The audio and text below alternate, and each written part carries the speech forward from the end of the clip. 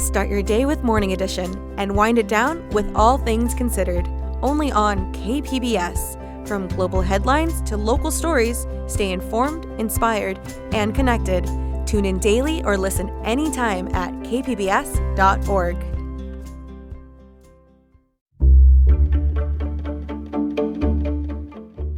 Good morning, I'm Lawrence K. Jackson. It's Friday, January 2nd, 2026. A new year means new laws going into effect. We discuss some of the most impactful ones. More on that next.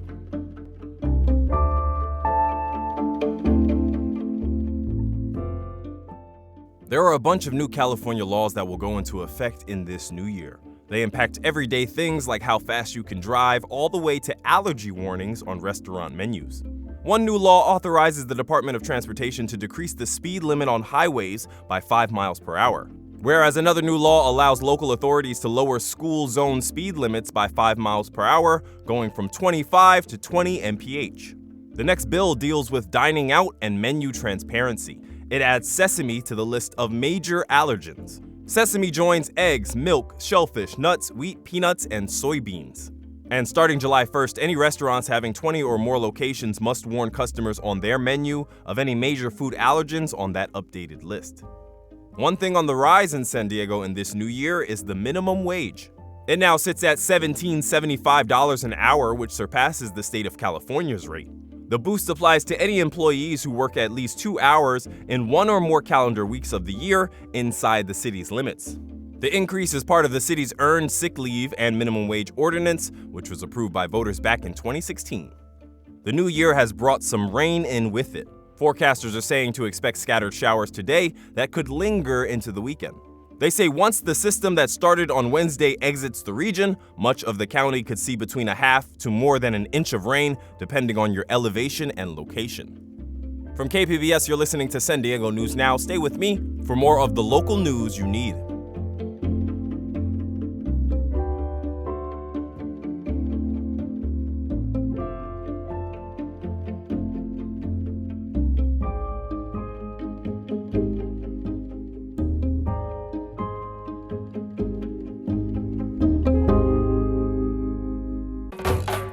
This season on Everybody's Doing It with Miss Lolly, I'm going to classes, workshops, and private venues designed to enrich and broaden our sexual horizons, and I'm taking you with me. I meet with an erotic mindfulness coach, get a pelvic floor exam, talk with new moms, and even put on my dancing shoes and take a beginning burlesque class, and much more.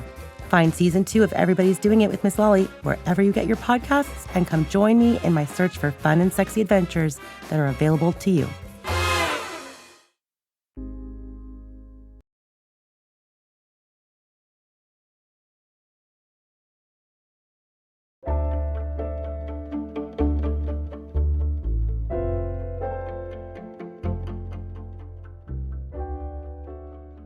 A new state law that went into effect yesterday looks to reduce the demand on sex trafficking.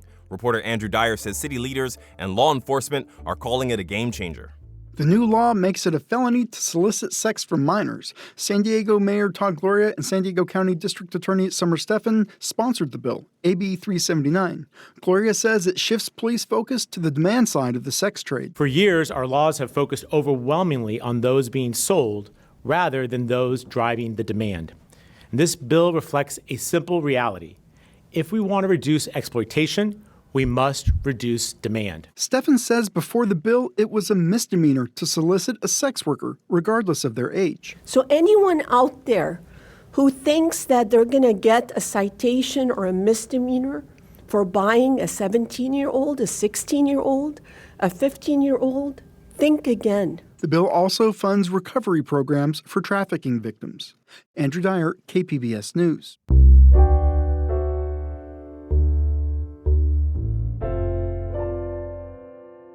SDSU is building a new lab in Mission Valley. Environment reporter Tammy Murga says its location is ideal for studying water issues. The site of San Diego State University's new lab is tucked away under a trolley overpass and steps away from the new SDSU Mission Valley River Park. Natalie Milutinov is a professor at SDSU leading the project. She says the site is away from campus, but its surroundings make for a great learning environment. There's a storm drain, there's a biofiltration basin, allows us to see how that operates. The 480 square foot lab will allow students and researchers to explore water systems in action, something Mladenov says has been missing in class. We need to be working with real wastewater. We need to be looking at real water systems, at systems that treat stormwater. SDSU plans to host events for K-12 schools at the lab. It will be completed later this year. It's funded by a $2.6 million grant from the San Diego River Conservancy. Tammy Murga, KPBS News. King tides are due to arrive on the San Diego coastline today and tomorrow. A high king tide can illustrate what we'll be facing as sea levels rise due to global warming. SciTech reporter Thomas Fudge has this story. King tides occur when the gravitational force of the moon and the sun are at their greatest, pulling our oceans to extreme levels. Low tide is very low, and high tide is very high. But rising sea levels will soon make this weekend's high tide a daily occurrence. The California Coastal Commission says the high king tides we see now will be just a normal high tide 25 years from now. Karen Zirk is the director of the group Friends of Rose Creek, which flows into Mission Bay. She says this will be a threat to our man-made and natural environments. Places like Mission Bay High, which is right over here, are going to be at high flood risk, especially if the high tide coincides with a lot of rain. They're going to be underwater. Zirk's group is inviting volunteers to join them Saturday morning at Rose Creek to photograph water levels for a statewide report on king tides. Thomas Fudge, KPBS News. As 2025 has come to a close, the KPBS newsroom is revisiting some of the biggest stories of the year, from the local impacts of federal policy to a plane crash and city budget woes. There was a lot to keep track of this year. Web producer Brendan Tuccinardi created an online quiz to test your knowledge of the biggest San Diego stories of 2025. Brendan shares details about how the quiz works with anchor Debbie Cruz. Hi, Brendan. Hey, Debbie.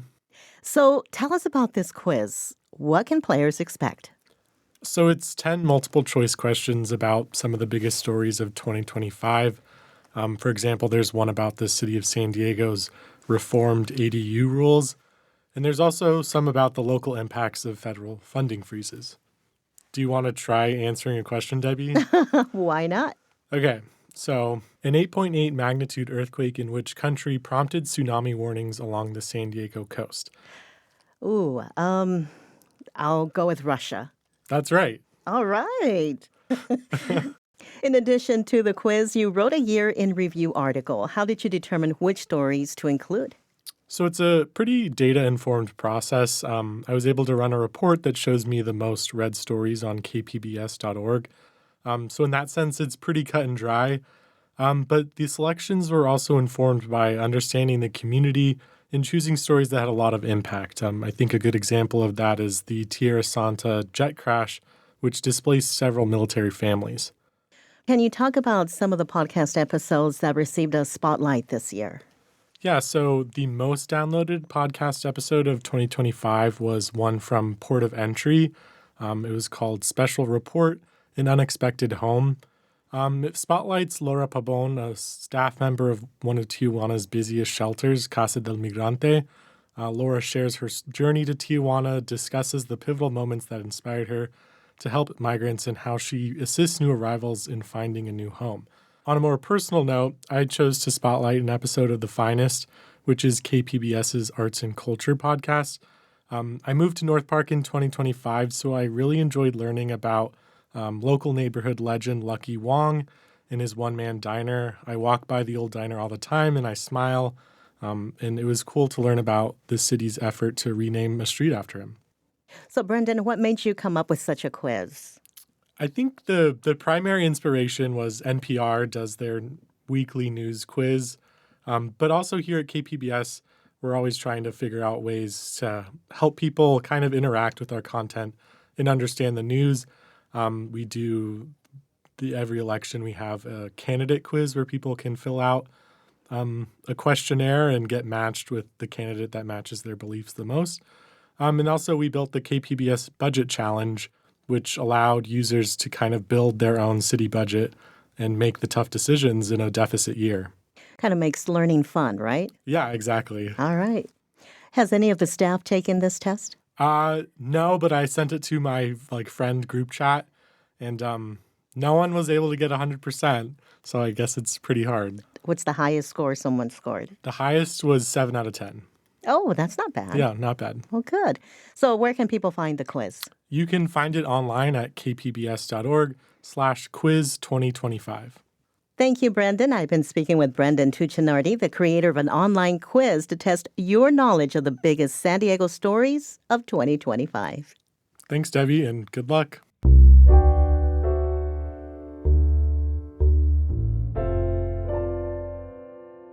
Cinema Junkie Beth Accomando says to ring in the new year with something bold at San Diego's last art house cinema.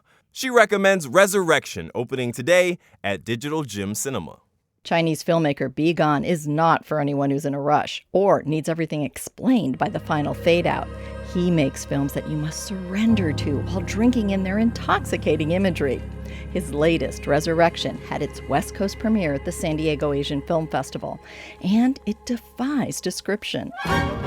It begins like a silent film with title cards and no dialogue.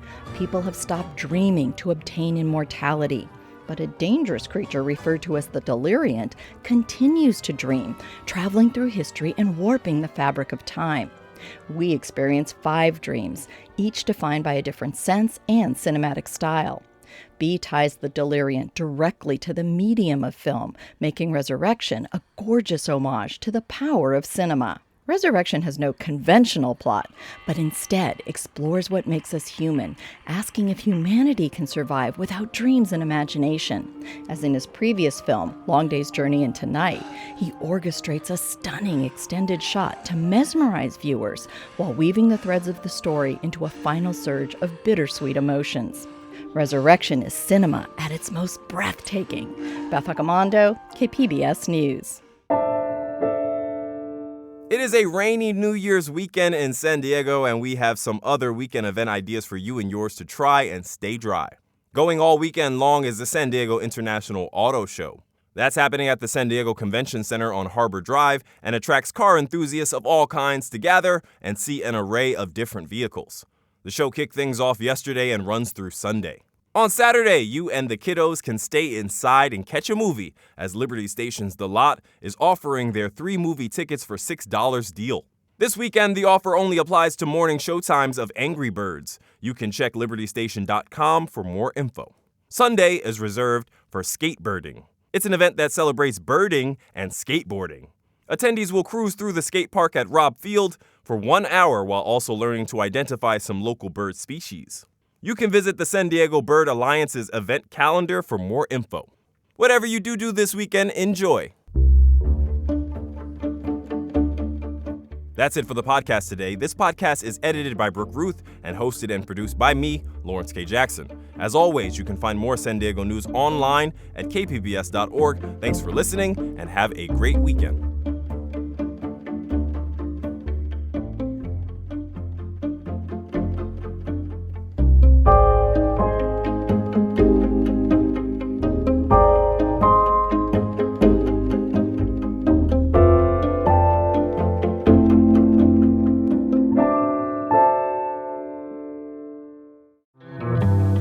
From El Centro to everywhere, we're Voices del Valle.